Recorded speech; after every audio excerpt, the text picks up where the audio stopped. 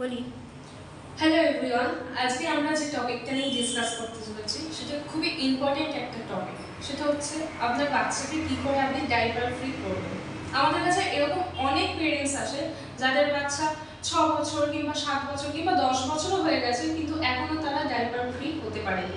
তো সেই ক্ষেত্রে পেরেন্টসদের একটা বক্তব্য থাকে যে কেন তাদের বাচ্চা ডাইপার ফ্রি হচ্ছে না, বা তারা নিজে থেকে কেন সুসু পটি বলছে না, বা এই যে প্রবলেমটা ফেস করতে হচ্ছে তার জন্য তাকে তাদের রিলেটিভস বা আদার্স অনেক ক্ষেত্রেই অনেক কিছু বলে থাকে। বা অনেক পেরেন্টসদের এমনও বক্তব্য থাকে যে দিনের পর দিন তাদের ফিস বাড়ছে, তার সাথে সাথে ডাইপারেরও একটা খরচা বেয়ার করতে হচ্ছে, তো অনেক প্রবলেম থাকে। এছাড়াও বাচ্চার বয়স বাড়ার সাথে সাথে সে যদি ডাইপার ফ্রি না হয় তো সেটা একটা বড় ইস্যু ধারণ করতে পারে, যেটা প্রথম দিকে হয়তো অতটা প্রবলেম হয় না, কিন্তু যত দিন বাড়ে তত এই বিষয়টা একটা ডিফিকাল্টির মধ্যে পড়ে যায়। তো আজকে আমরা এটা নিয়েই কথা বলবো যে কেন আপনার বাচ্চা ডাইপার ফ্রি হতে পারছে না এবং কি করা উচিত, কি করলে সেই প্রবলেম থেকে আপনারা বেরিয়ে আসতে পারবেন। তো প্রথমে বলবো যে এই প্রবলেমটা কেন হয়। দেখুন, অনেক পেরেন্টস এরকম আসে যারা বলে যে তাদের বাচ্চা ডাইপার ফ্রি হচ্ছে না, এবং তারা যখন ডাইপার ফ্রি করছে মানে ডাইপার মানে বাদ দিয়ে দিচ্ছে তাদের ড্রেস থেকে, প্যান্ট থেকে, তখন প্রবলেমটা এটাই হচ্ছে যে বাচ্চা কিছু বলছে না, নোংরা হয়ে যাচ্ছে। তো সেক্ষেত্রে পেরেন্টসদের একটা খুব সমস্যা হয়ে থাকে, বা তারা তখন সেই নোংরা জামা কাপড় পরিষ্কার করতে চায় না। কোনো অনুষ্ঠান বাড়িতে সেটা গেলে খুবই কমপ্লিকেটেড হয়ে যায় সিচুয়েশনটা। কিন্তু এটা কেন হচ্ছে সেটা আপনাকে আগে বুঝতে হবে।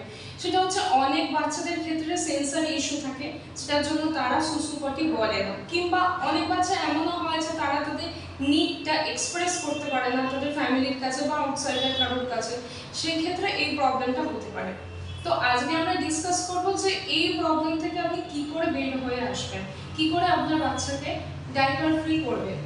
দেখুন, ডাইপার ফ্রি করতে গেলে আগে বুঝতে হবে যে বাচ্চা যাতে ডাইপারে না পড়ে পটি করে, ওয়াশরুমে গিয়ে সুসু করে, পটি করে, সেই হ্যাবিটটা কারোর একদিনে তৈরি হবে না। কেননা এই যে হ্যাবিটটা, যে ডাইপারেই পটি করবো বা ডাইপারেই সুসু করবো, এই হ্যাবিটটা দীর্ঘদিনের।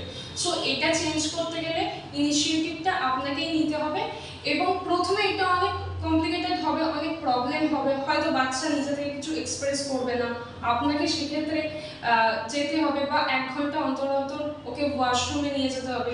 কিন্তু এই প্রবলেমটা যদি আপনি এখন ফেস না করেন তাহলে কিছুদিন বাদে গিয়ে এটা খুবই কমপ্লিকেটেড একটা প্রবলেম হয়ে যাবে। তো সেই ক্ষেত্রে আমি বলবো যে বাচ্চাকে ডাইপার ফ্রি করতে গেলে 1 ঘন্টা অন্তর, বা বাচ্চার পটি করার নির্দিষ্ট টাইমে তাকে ওয়াশরুমে নিয়ে যান, পটে বসান, এবং তাকে এটা বোঝাতে হবে যে তার সুসু পটি পেলে তাকে পটে বসেই করতে হবে, ডাইপারে করা যাবে না। প্রথম ক্ষেত্রে হয়তো বাচ্চা সেটাতে কমফোর্টেবল হবে না, সে হয়তো পটে বসতেও চাইবে না, কিংবা বসলেও হয়তো পটি বা সুসু কিছুই করবে না। সেক্ষেত্রে তাকে তার ফেভারিট টয়টা দিয়ে এনগেজ রাখতে হবে, কিংবা তার সাথে রাইমস করতে হবে, যাতে করে বাচ্চা সেটা এনজয় করে এবং এই বিষয়টাতে ধীরে ধীরে কমফোর্টেবল হয়ে যায়। তো এইভাবে প্র্যাকটিস করতে হবে। কিন্তু এই জার্নিটা কখনোই একদিনে করলে সেটা সেকেন্ড ডে থেকে যে চেঞ্জ হয়ে যাবে, যে বাচ্চা কমফোর্টেবল হয়ে যাবে বা পটে গিয়ে ইজিলি বসবে বা নিজের মুখে সুসু পটি বলবে, সেটা কিন্তু একদমই নয়। তো সেক্ষেত্রে বাচ্চাকে সেই হ্যাবিটটা তৈরি করতে হবে, দীর্ঘদিন ধরে তাকে নিয়ে যেতে হবে, এবং এই হ্যাবিটটা তৈরি করতে গেলে পেরেন্টসদের অনেক বেশি পেশেন্স রাখতে হবে। কেননা প্রথম প্রথম এটা খুবই প্রবলেম দেখা দেবে যে বাচ্চা যেতে চাইবে না, বাচ্চা কান্নাকাটি করবে বা ইরিটেট করবে, সে জেদ দেখাবে। কিন্তু আপনি যদি সেইটাতে কম্প্রোমাইজ করে যান, সেটাতে সেই বাচ্চার হ্যাবিটটায় যদি চেঞ্জ না করতে চান, বা সেটা শুনে যদি আপনি বাচ্চাকে ডাইপারই পরিয়ে রাখেন, তাহলে প্রবলেমটা আপনাকেই ফেস করতে হবে। তো প্রথম প্রথম এটা প্রবলেম হলেও এই হ্যাবিটটা দীর্ঘদিন আস্তে আস্তে করতে করতে করতে করতে প্রবলেমটা আই হোপ এটা ক্লিয়ার হয়ে যাবে। তো আশা করি আমি এই প্রবলেমের সলিউশন দিতে পেরেছি, এবং আরও কোনো কোয়ারি থাকলে আপনারা আমাদের সেন্টারে যোগাযোগ করতে পারেন, Ayush speech and hearing clinic, যেটা অ্যাক্রোপলিস মলের খুবই কাছে। Thank you.